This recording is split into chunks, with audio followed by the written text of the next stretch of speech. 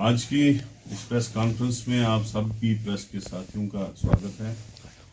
आपका शुक्रिया कि आज आप हमारे बुलाने पे यहाँ आए।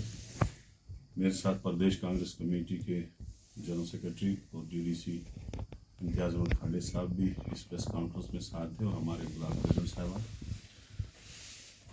आज जो हमारी प्रेस कॉन्फ्रेंस का मौजू है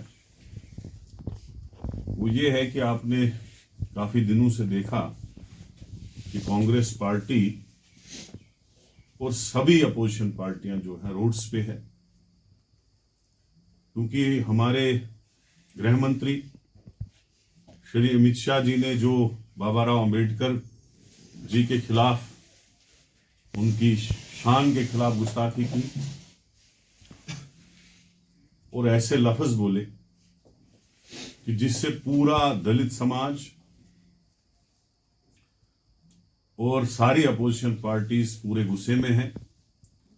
और सब, क्योंकि आज इस प्रेस कॉन्फ्रेंस में भी ये बताना चाहता हूं कि सब हम अमित शाह जी के इस्तीफे की मांग कर रहे हैं, क्योंकि बाबा राव अंबेडकर जी वो शख्सियत हैं जिन्होंने हिंदुस्तान का आईन लिखा था और एक बहुत बड़ी शख्सियत जिसको यहाँ के दलित समाज के लोग भगवान से कम नहीं मानते।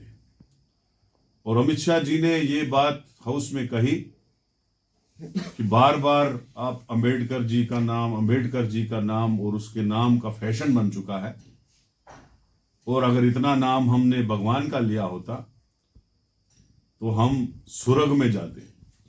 तो हमारे दलित समाज के लोग और हिंदुस्तान की लोग उसको भगवान से कम नहीं मानते। इसलिए हम इस बात पे बहुत ही स्ट्रांगली कंडेम करते हैं।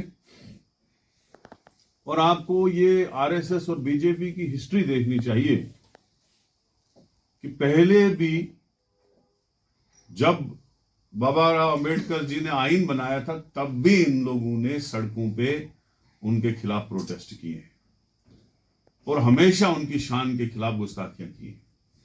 तो लिहाजा मैं आज Congress committee, all India Congress committee working committee का मेंबर, आज अपनी तरफ से, अपने साथियों की तरफ से, अपनी पार्टी की तरफ से ये मांग दोबारा दोहरा रहा हूं कि अमित शाह जी को रिजाइन करना चाहे या मोदी जी को कोई स्ट्रांग स्टेप उनके खिलाफ उठाना चाहिए और उनको पूरी हिंदुस्तान की आवाम से माफी मांगनी चाहिए जो अल्फाज उन्होंने बाबा राव अंबेडकर जी के खिलाफ पार्लियामेंट में बताए।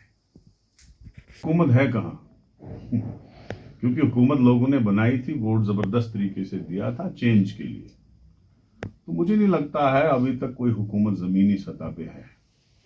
ये जो आप लोग देख रहे हो, नाच रहे हैं, ऐलान कर रहे हैं, ये सारी हवा में।